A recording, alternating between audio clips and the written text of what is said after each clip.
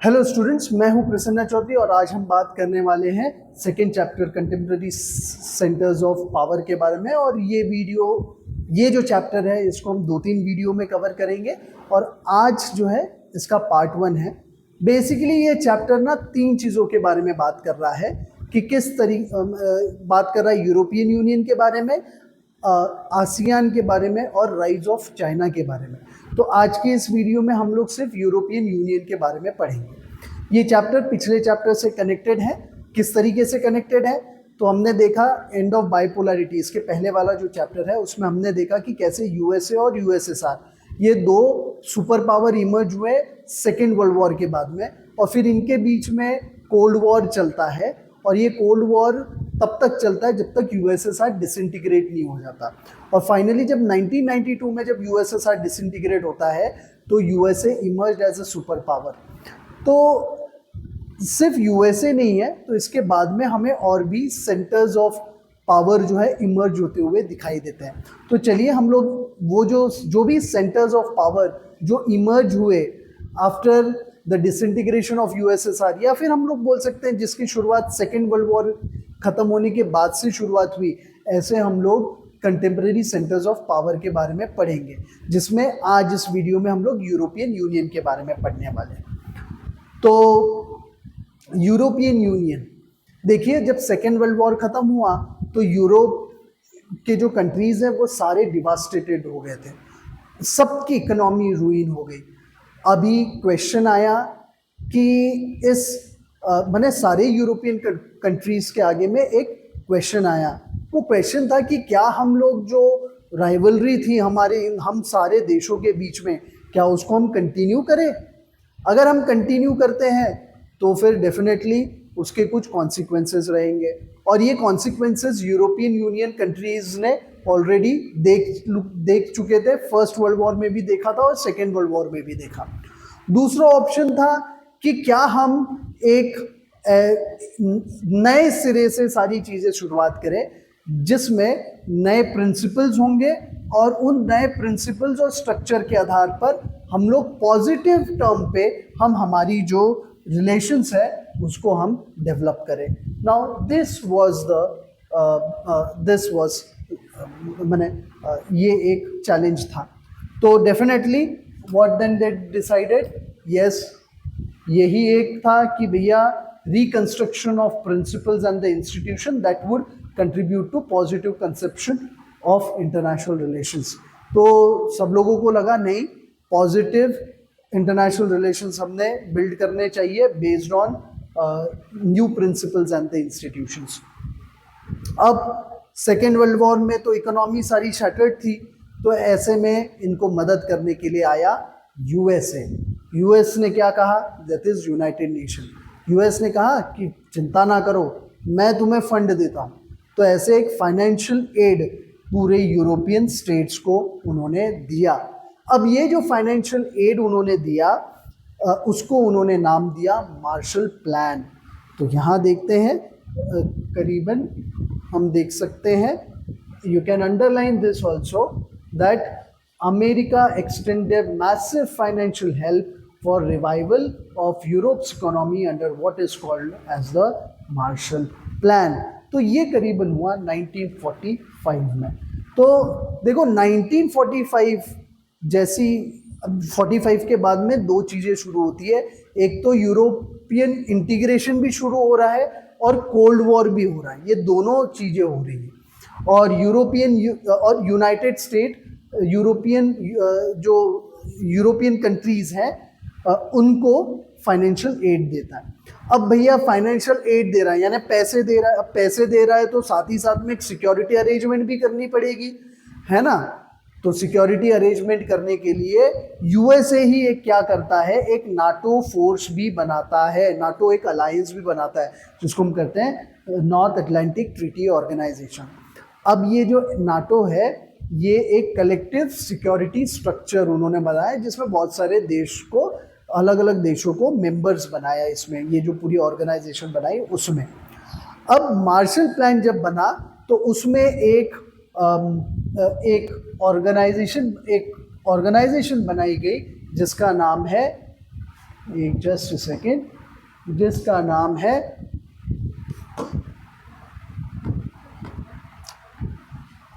Organisation for European economic cooperation, जिसको हम कहते हैं OEEC। ठीक है, OEEC, organisation for European economic cooperation, ये याद रखना ज़रूरी है। And this was established in 1948। इसका काम था जो भी फाइनेंस आ रहा है इस ऑर्गेनाइजेशन के थ्रू, ये जो USA से फाइनेंस आ रहा है वो ईस्ट यूरोपियन स्टेट्स को पहुंचाते रहे। तो अभी देखिए, बड़ी अगर ध्यान से देखेंगे यहाँ पे जो बात की गई है वो बात की है waste European states. Why only waste European states? तो देखो इसका जवाब है इसका जवाब है कोल्ड वॉर। क्योंकि कोल्ड वॉर जब हुआ था तो ईस्ट यूरोपियन स्टेट जो है वो रशिया के इन्फ्लुएंस में थे, और वेस्ट यूरोपियन कंट्रीज जो है वो कैपिटलिस्ट इकोनॉमी फॉलो कर रहे थे। कैपिटलिस्ट इकोनॉमी फॉलो करने की वजह से भी, और USA का भी उनको एड था, और USA के ग्रुप में वो शामिल थे, इसीलिए यहाँ पे वेस्ट यूरोपियन स्टेट्स कहा जाता है। ठीक है, अब साथ ही साथ में ये जो फोरम है OEEC, एक तो फाइनेंशियल एड देने के लिए एक चैनल बनाया गया इस OECC को, ये पहला काम OECC का, ये ध्यान में रखना। दूसरा काम जो हमें ध्यान में रखना है, जो OECC के लिए यूज होना शुरू किया था, वो ये है कि began to cooperate on trade and economic issues. तो ये जो फोरम है इसी का यूज करना शुरू किया ट्रेड और इकोनॉमिक इश्यूज को सॉल्व करने के लिए या कोऑपरेट करने के लिए। और फाइनली एक और ऑर्गेनाइजेशन बनती है 1949 में, जिसका नाम है काउंसिल ऑफ यूरोप। इसका काम क्या है? तो इसका भी काम है कि पॉलिटिकल कोऑपरेशन को आगे बढ़ाना।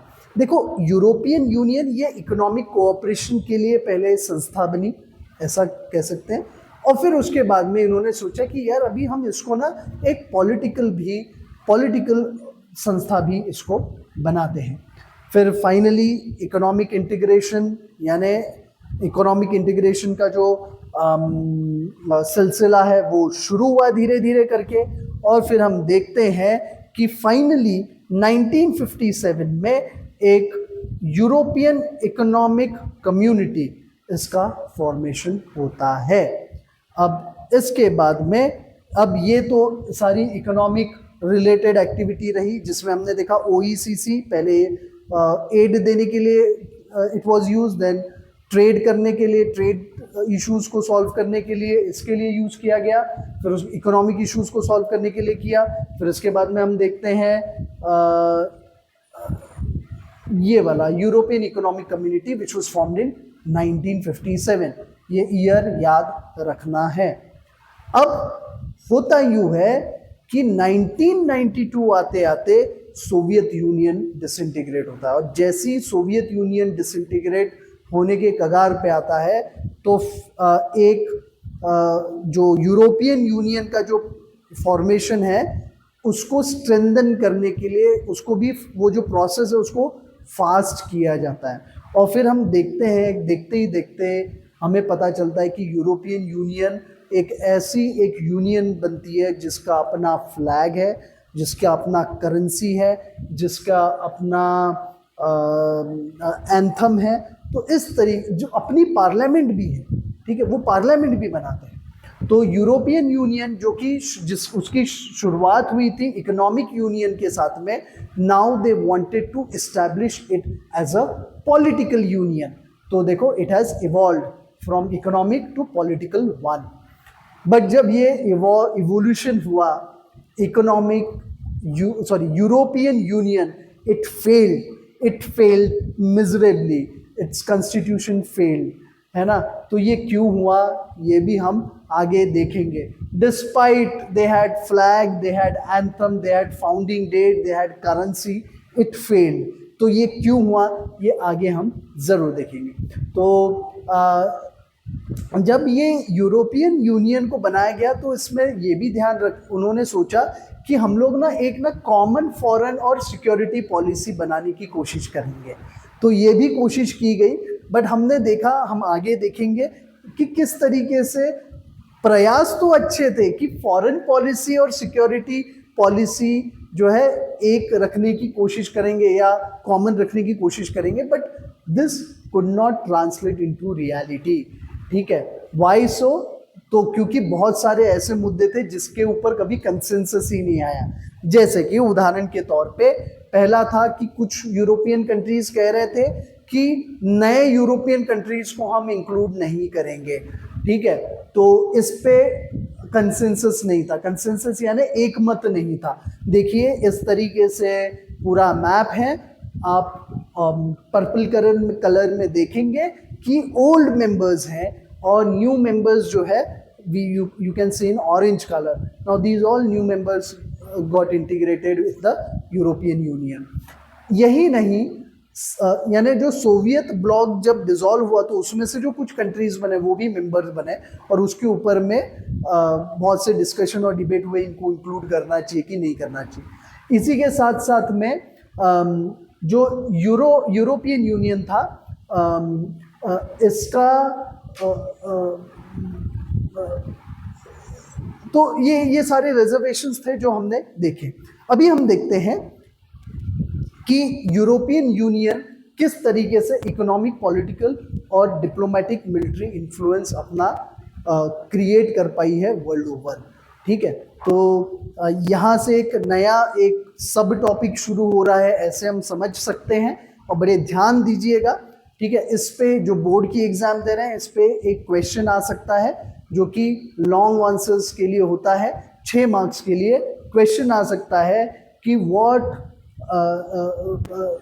State the influence of European union on the other parts of the world. What kind of influence? Economic, political, diplomatic, military influence. Again मैं reframe करता हूँ question को, state the economic, political, diplomatic, military influence of European Union on other part of the world.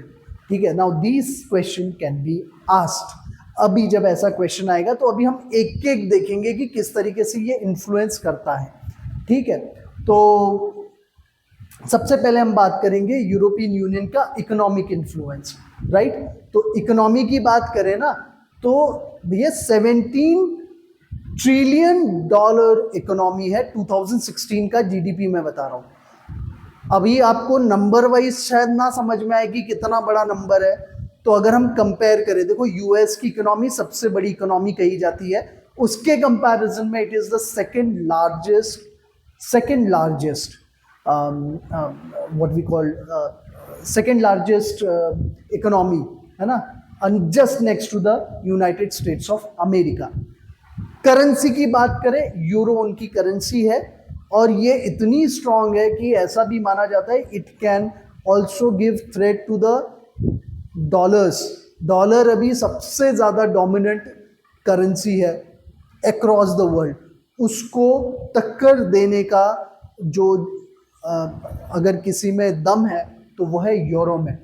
Trade की बात करें तो world trade में बात करें तो यूनाइटेड नेशन से ज़्यादा ट्रेड में कंट्रीब्यूशन यूरोपियन यूनियन का है, सॉरी यूनाइटेड स्टेट्स के कंपैरिजन में यूरोपियन यूनियन का जो ट्रेड का कंट्रीब्यूशन है वो कहीं गुना ज़्यादा है, राइट।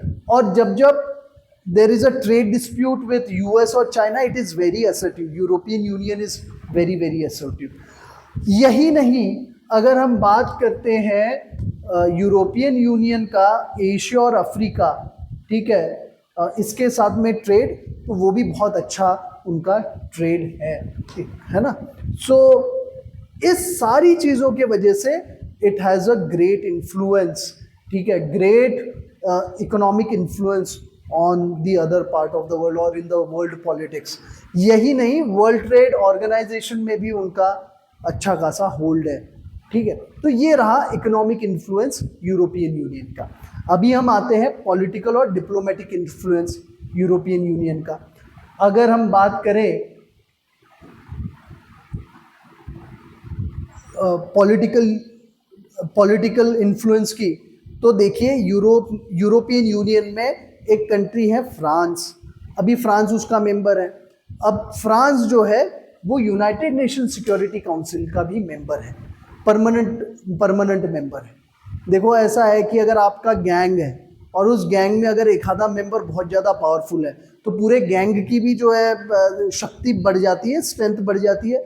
उसी तरीके से यूरोपियन यूनियन जो है उसमें जो एक मेंबर है फ्रांस, वो United nation security council permanent member है, तो उसकी काफ़ी स्ट्रेंथ, तो ये एड ऑन करता है उसकी पॉलिटिकल पावर को।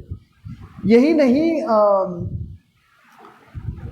जब भी यूएस पॉलिसीज़ की जब बात करते हैं तो बहुत बार ऐसा होता है कि यूएस की जो करंट पोजीशन है उसको भी इन्फ्लुएंस करते हैं ये लोग। जब यूनाइटेड नेशन अपनी फॉरेन पॉलिसी बनाते हैं तो उसकी अगर कोई भी करंट पोजीशन है उसको इन्फ्लुएंस करने का भी सामर्थ्य यूरोपियन यूनियन पे है।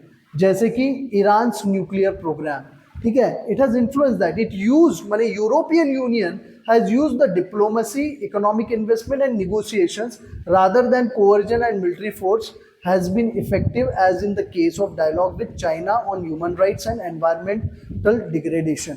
तो देखो इतना इनका फोर्स है कि कभी कोअर्जन यानी आपको किसी को माने धमका के करने की जरूरत ही नहीं है, बोले तो आपको वेपन का यूज नहीं करना है। कोवर्सिव यानी जबरदस्ती करना, और जबरदस्ती जब करते हैं तो आप वेपन का यूज करते हैं, ठीक है। तो आप फोर्स का यूज ना करते हुए आप सिर्फ डिप्लोमेसी के आधार पर, आप सिर्फ इकोनॉमिक इन्वेस्टमेंट के आधार पर और निगोशिएशंस के आधार पर भी जो है चाइना को इन्होंने घेरा है ह्यूमन राइट्स में और एनवायरमेंटल डिग्रेडेशन में, ठीक है। ये पावर है यूरोपियन यूनियन की, और ये तभी हो सकता है जब उसके पास में पॉलिटिकल पावर हो, ठीक है। इसके बाद में हम बात करते हैं मिलिट्री पावर। मिलिट्री पावर की बात करें, second largest armed force in the world, सिर्फ यूरोपियन यूनियन की बात करें तो।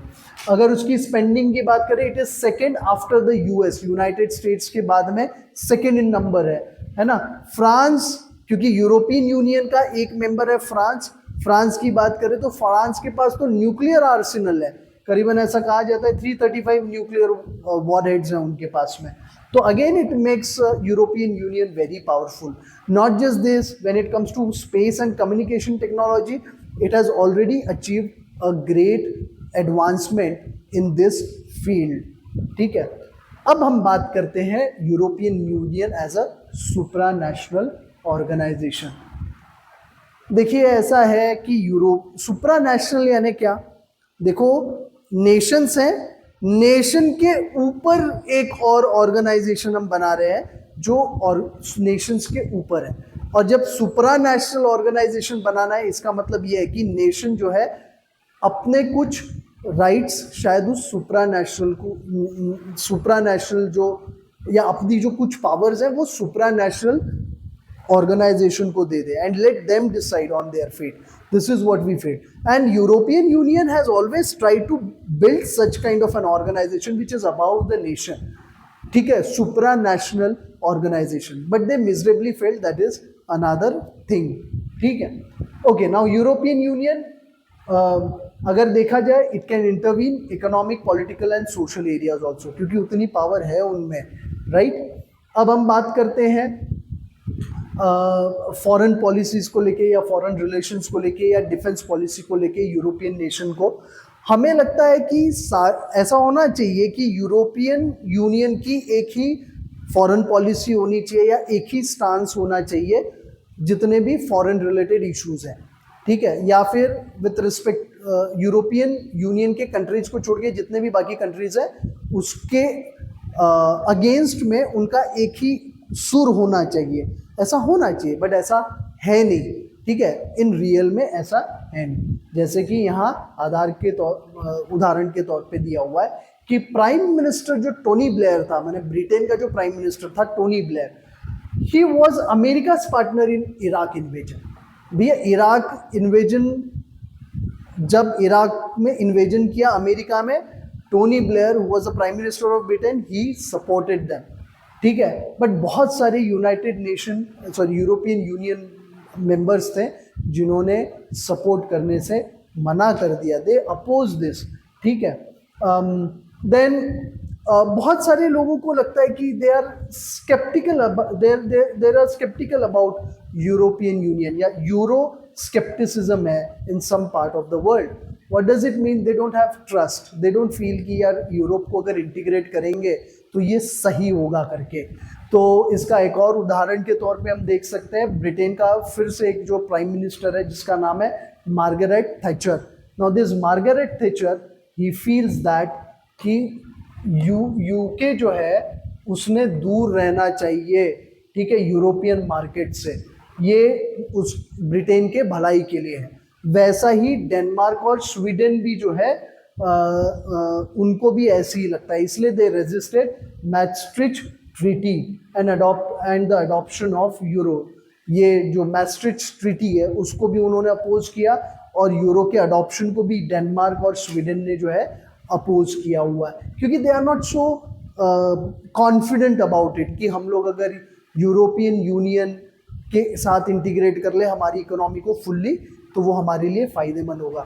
तो इसी के साथ इस चैप्टर का जो पहला पार्ट है यूरोपियन यूनियन यही समाप्त होता है। इसके नेक्स्ट वीडियो में मिलेंगे जिसमें हम बात करेंगे आसियान के बारे में, that is association of south east Asian Nations, और दूसरा है rise of China.